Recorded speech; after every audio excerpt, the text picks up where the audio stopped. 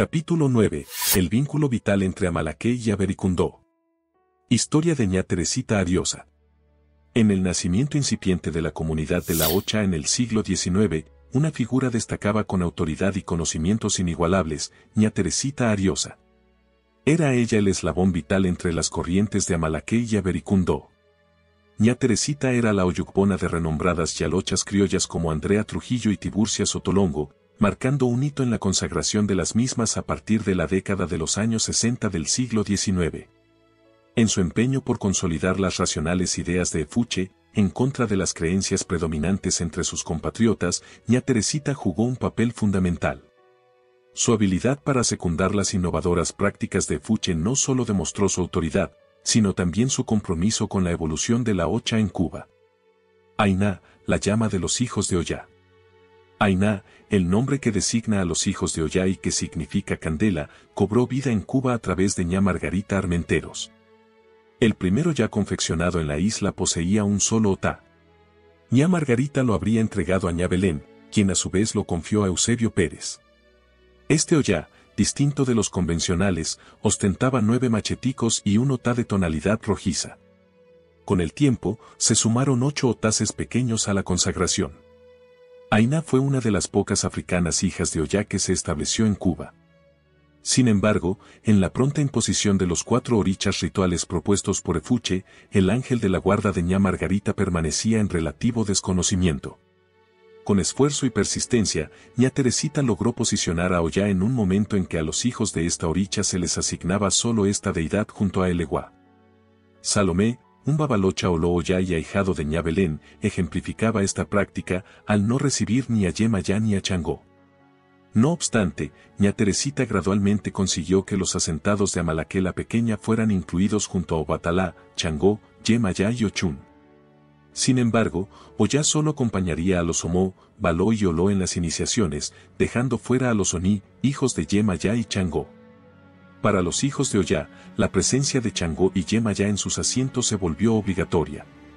ña Teresita estableció el sacrificio de un solo carnero, y en el momento de la inmolación, Ollá se retiraría del Icbodún para no ser perturbada por el olor de la ofrenda a la cual había renunciado.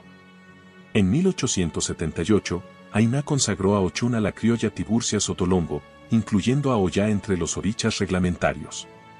Así, ña Margarita Armenteros se convirtió en una de las primeras promotoras del culto a Ollá en Cuba. Sin embargo, esta iniciativa no prosperó más allá del pequeño círculo de lucumís que la apoyaban, ya que para muchos era considerada una excentricidad sin fundamento. Ollá tuvo que esperar casi 50 años para ser reconocida oficialmente como uno de los orichas reglamentarios. Ápoto, el legado de ña Belén. Tras el fallecimiento de ña Teresita Ariosa en 1913, también desapareció Ainá. El testigo y la guía de la rama recayó en Dominga González, conocida como ña Belén, originaria de Tierra Ceguado. A temprana edad, estaba destinada a ser asentada como hija de Yehuá, pero las circunstancias la llevaron a ser consagrada bajo la tutela de Ochún, adoptando el nombre de Ápoto. Ápoto fue una de las últimas lucumís en dejar este mundo, en 1937, habiendo vivido una vida larga y plena. Con su partida, se cerró el último vínculo directo entre la herencia africana y la semilla que se había arraigado en la isla. El legado de ña Belén en el culto a Yehuá. Sin lugar a dudas, el corazón espiritual de ña Belén latía al ritmo del culto a Yehuá. A ella se debe la mayor parte del conocimiento que existe sobre esta oricha en Cuba. Sin embargo, mantener este conocimiento resultó una tarea ardua, ya que a lo largo de casi un siglo y medio de práctica, muy pocas personas fueron asentadas como hijas de Yehuá. La devoción de ña Belén hacia Yehuá la llevó a establecer un cabildo dedicado a esta oricha, no como los cabildos de nación, sino una versión más íntima, conformada por criollos. El babalocha Luis Suárez, hijo de Ochún, se destacó como uno de los principales difusores del culto a Yehuá en La Habana después de recibir a la oricha de manos de ña Belén. Victoria Moreira, siendo apenas una recién nacida de 15 días, fue consagrada a Yehuá por la africana ña Serafina en los días iniciales del año 1901, en Guanabacoa. Años después, en el año 2000, Zenaida Gamero, a petición de Victoria, se encargó de depositar las representaciones de Yehuá de ambas mujeres en el ataúd de Victoria, junto a su madrina. No hubo más que eso, ni siquiera legua. La labor de ña Serafina, una vez liberada, consistió en restablecer el culto a Yehuá en Cuba. Ella no podía consagrar guerreros, conforme a las prácticas contemporáneas, y menos aún entregarlos a su única ahijada, ya que en África, el Eguá no es una deidad personal sino un oricha que se entrega a las casas para su protección y por el que las familias están comprometidas a cuidar. A este respecto, cabe una breve digresión sobre el respeto a la ancianidad. A pesar de que en aquel tiempo en Cuba ya se entregaba el Eguá, José Asunción Moreira, conocido como el Bolo y padre de Victoria, un eminente babalago, optó por honrar la experiencia de la anciana ña Serafina. Esta última falleció pocos días después de salvar a la recién nacida con sus ceremonias de piedras. El legado perdurable.